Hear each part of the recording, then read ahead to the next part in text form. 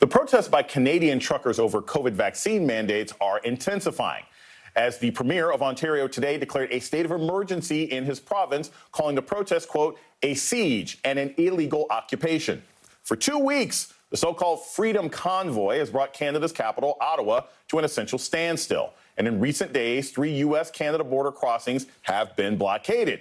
One of those 3, the Ambassador Bridge, connects Windsor, Ontario with Detroit, Michigan, and NBC notes is the busiest land crossing between the U.S. and Canada and handles nearly 25% of the trade between the two countries, which means the economic impact is already being felt. Supply chains are feeling the strain, and some car manufacturers have had to reduce production.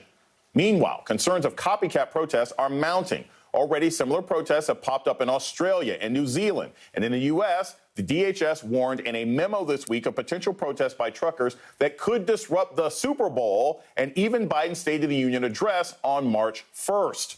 Joining us now, NBC's Cal Perry from Windsor, Ontario, at the Ambassador Bridge, where one of the trucker protests is taking place. Also with us, MSNBC political analyst Cornell Belcher, president of Brilliant Corners Research, Aaron Haynes, editor-at-large for the 19th, as well as an MSNBC contributor, and Frank Figliuzzi is back with us. Cal, I'll start with you. What is going on at the Ambassador Bridge right now? Do we have any new court rulings? Do we have any changes in behavior? Do we have an escalation of protests or violence or responses? So, Jason, I have a legal sort of update for you. The court has ruled, the Superior Court here has ruled that there will be an injunction as of 7 p.m., right? Now, what that means is that police at that point would have courts of permission to sort of move in here. The details are being worked out right now. They're still back in the court sort of working out the specifics of what that looks like. There is a palpable sense here that something has to give. This is the biggest, as you said, land crossing between the U.S. and Canada, and nothing has moved in 5 days. Now, the protesters say they're going to stay, they're not going to leave, but in having covered these protests here in the U.S., around the world, we'll wait and see once police move in if that's true. The thing here that is interesting, and you nailed it in your lead-in, is there's a shared ideology here on this side of the border that is really being fueled not just by Fox News and the right-wing media in the U.S., though there is a real, I think, awareness of that. We were at the McDonald's right here getting warm, getting coffee, and there were protesters inside watching last night's Fox News. There is that going on, but there is an awareness, of course, as well that maybe this could happen in the United States, that there could be a truck convoy in the United States. The fact is, there were less than 100 people here, and there have been less than 100 people here for 5 days, and the attention that this protest has been able to get and the effect that it has had, hundreds of millions of dollars a day, according to the mayor here, is something that is spurring people here on. We'll see at 7 o'clock if the police move in, if that's certainly true or not. But as of right now, that seems to be the mood here, Jason. Cal, do people appear prepared for what might happen later on tonight? I mean, look, when we've seen protests in the United States, even for different kinds of reasons, people will have masks, they'll have milk in case they get tear gas, they'll have shields or something else like that. Is anybody there prepared for what might happen at 7 o'clock? Or do they think this is going to be a stare down where eventually they'll be able to sort of take out the government or cow the government into not doing anything aggressive? So people are prepared with supplies, that is like food and water. This thing that you see in the United States, this battle rattle, like I like to call it, with the flak jackets and the helmets, it doesn't happen here because you don't have a lot of the same circumstances as you do in the U.S. Number one, firearms. Number two, vehicular traffic that could cause sort of death on a massive scale is not in the front of minds for police. So I think the idea that we'll see a confrontation the way that we do in the United States is probably unrealistic just because the police here don't operate in that manner. We also have a long history here in Canada of negotiating these things through. There were native protesters 2 years ago in the western part of the country. They snarled the rail lines for more than 2.5 months protesting a pipeline, and it was negotiated out. Now, I'm not saying that the laws didn't change and that those native protesters, the hammer didn't come down on them, but it did not get handled the way we see protests being handled in the U.S. It'll be interesting to see if that's the case here, given that this is the busiest land crossing between the United States and Canada, and given there's so much pressure from the U.S. to wrap this up and get these folks out of this intersection, Jason. Cal, thanks so much for starting us off. Appreciate your insight. I'm going to start with you, Cornell. The biggest thing that I think about with these blockades and these protests is the fact that you're not talking about a large number of people, right? It's only about 10% of these Canadian truckers are not vaccinated. And yet they're also getting assistance from people in the United States who are similarly driven. What is actually behind this? Is it really just 10% are that concerned about a vaccine mandate in their country? Or is there some underlying ideology going on here that is driving this kind of behavior? Those are really good questions as usual, Jason. But I have to start, though, with this because I was struck by it when he said it. The police here just don't operate that way. So the protesters there aren't afraid that the police are going to come in and kick their asses, right? Is that right. Like they don't have a militarized police there in Canada with a history of beating them up and tear gassing them and sticking dogs on them. I think that is just a fascinating cultural difference of sort of what's going on there in Canada versus what we've seen here in the United States. But at the same time, if I'm for the Women's March, if I'm for a pro-choice march, if I'm for Black Lives Matter marches, I also have to be for them and their right to march. And look, it's usually the most vocal and to a certain extent the most extremes that are most mobilized and organized there. So 10%.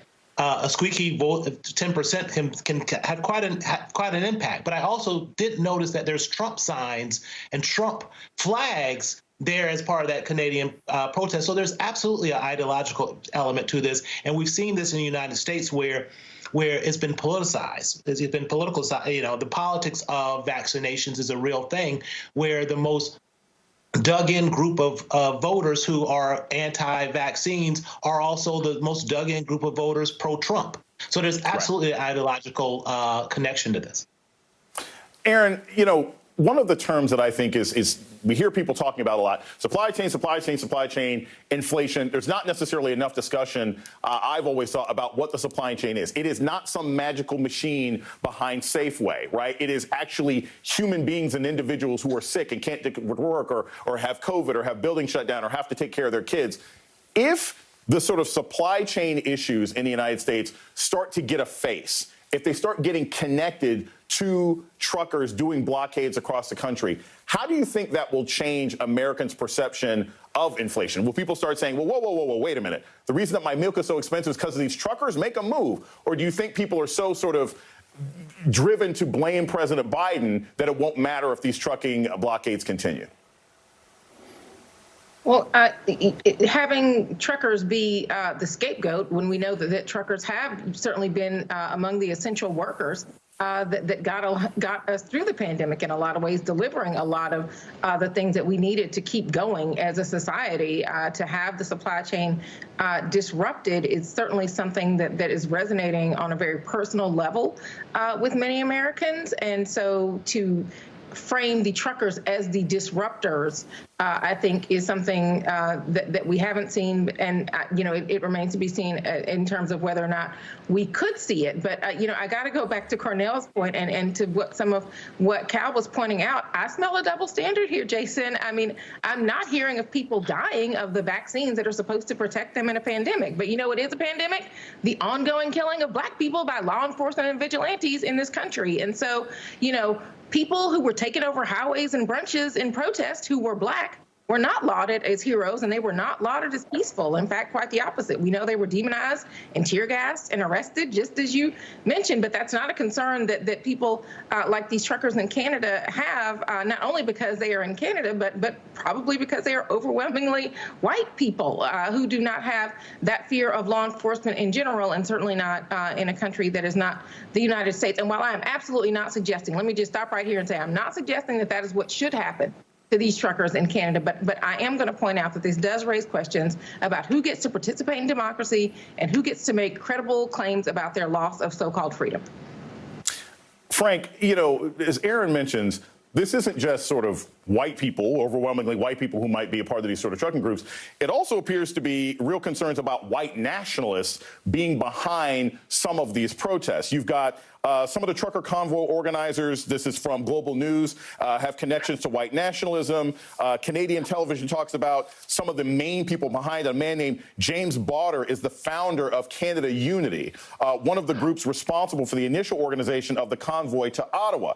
Ahead of the convoy's arrival in the capital, Canada Canada Unity directed a memorandum of understanding to the Senate and the Governor General. Balder said in a video posted to social media in January that he hoped the MOU would provide a referendum to persuade Elections Canada to trigger an election, which is not within the agency's constitutional powers. In the same video, Balder said the hope for election would be legitimate because Canada does not use the Dominion voting machines at the center of rigged election conspiracy theories about the 2020 U.S. presidential election.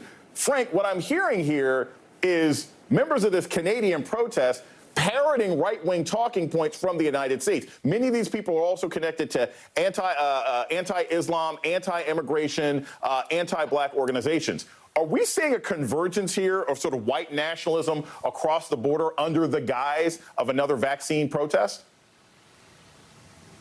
So as I look at what's happening in Canada through a security lens, a domestic threat and risk lens, I see what is a legitimate concern and protest with every right of free speech and assembly that Canadians have, that Americans have. But I see it morphed into this kind of infinite loop, this feedback loop, where we may have exported to Canada this kind of far-right extremist ideology that you're citing, that's kind of infiltrating this group. And now we're in this feedback loop where every night on our right-wing platforms, we're hearing this is support and encouragement for essentially shutting down international trade. The very same people that would argue that COVID and all the mandates and masks and vaccines have shut down our economy are doing what now in Canada?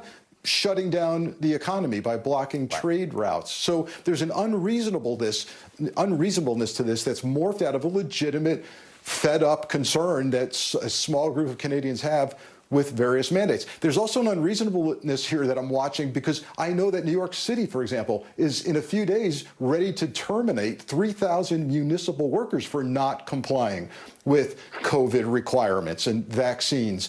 Could it happen here? Yes, it could. Could Americans look at Canada and go, we can do that here too? Absolutely. So we have to monitor this as a risk to trade, to security, and the potential for violence because of infiltration by the kinds of folks you've just talked about.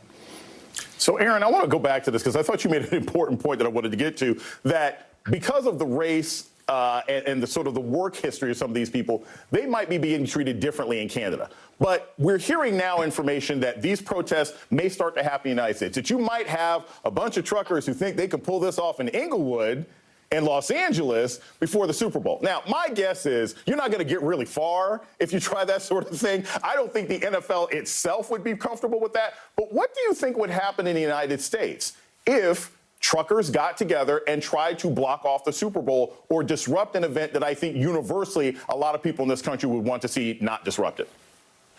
Well, I mean, Jason, I assume that you are referring to the concert with Dr. Dre and Snoop and Mary J. Blige that we have in a very long time for, and we will not be interrupted for any reason. So, that is something that is also of concern. But look, I mean, it's just as Frank said, we are marking the 10th anniversary of the emergence of the modern civil rights movement, right? But the same people who would condemn Black Lives Matter are borrowing this slogan for their own ends. I mean, unvaccinated lives matter. I mean, they do, which is why they're being encouraged to get vaccinated, to try to prevent them from becoming the unvaccinated, dearly departed matters, right? I mean, so many of these municipal workers were the same people that we considered to be essential to part of our social fabric. They were on the front lines even before we had a vaccine. They were putting themselves and their families at risk to keep our country running. And so, this is not about taking away anybody's freedom, but it's the idea that being vaccinated keeps us and them safe in a way that allows as many of us to have as much freedom in public spaces like the Super Bowl as possible. Gordon, I want to play you some quick sound from Fox News. They are cheering this convoy on. I want to get your thoughts on the other side of what impact that could have.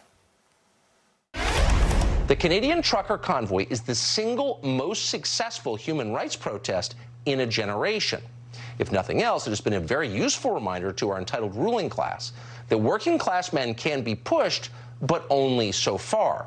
When they push back, it hurts. Out-of-touch provincial governments, drunk on their own power, thought that they could keep Canadians subdued with these COVID rules forever. But they were wrong. The situation in Canada is a preview of what would have happened here if we didn't have a strong populist movement that listens to America's working class voters. I mean, look, Tucker's saying this is the most powerful movement in the last 20 years. I mean, dumb and racist is no way to go through life or be on the air. But I got to ask you, Cornell, when you have that kind of encouragement, do you think that's going to rally people? I mean, look, going to the Super Bowl may be one thing for truckers, but do you think this might happen in Michigan? Do you think this might happen in Cincinnati, where you have the important 75 crossing bridge that a lot of our information goes through? Do you think we're going to see protests here in the coming weeks? Well, if you listen to what Fox is doing and what's happening in Canada, I mean, it may have a Canadian accent, but it's the same old very American racial dog whistles. I mean, this whole ideal of, working class people pushing back, which you know as a stand-in for white working people, and you hear the same sort of victimization and language that they're using there. It's the same sort of dog whistles that they've used here, and that Trump routinely uses, that sort of animates this aggrieved group of voters who feel as though they're losing power, and they're anxious and they're fearful of it. And it is dangerous, because there is a certain percentage of Americans who don't understand the changes that are happening in America and the browning of America, and they're anxious about it. And I don't want to beat up on them about they're anxious about it, but it's also it's fuel to be lit by the likes of Tucker and Fox with their race baiting, and it's problematic. But it's also, yes, it is a mobilizing effort. Those racial dog whistles have worked historically, and I don't think they're going to stop working anytime soon. Frank Faguzzi, thank you so much for joining us. Cornell and Aaron, they're going to stay with us.